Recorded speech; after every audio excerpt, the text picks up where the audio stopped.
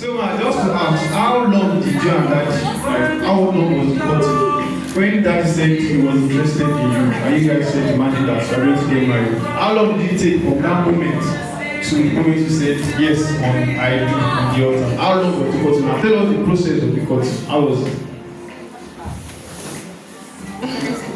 Hallelujah.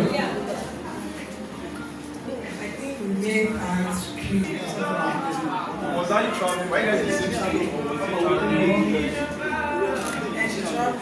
Okay, Daddy will travel and come and meet you. Okay, for service. Engineer. Also, school love, that's man. Daddy, I like you, sir. You saw the future. 3 points, no, this is what I want, and he went for it.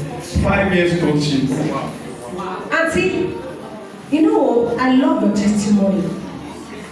You said you had a good 5 years courtship. Come on, that's all. It's not that common. You only have the grace. Auntie, how did you do it? What about your courtship period? Báwo ló ṣe ṣe? Okay, 1, 2. Good 5, 1, 2, 3, 4, 5. Yes, this is how did you do it?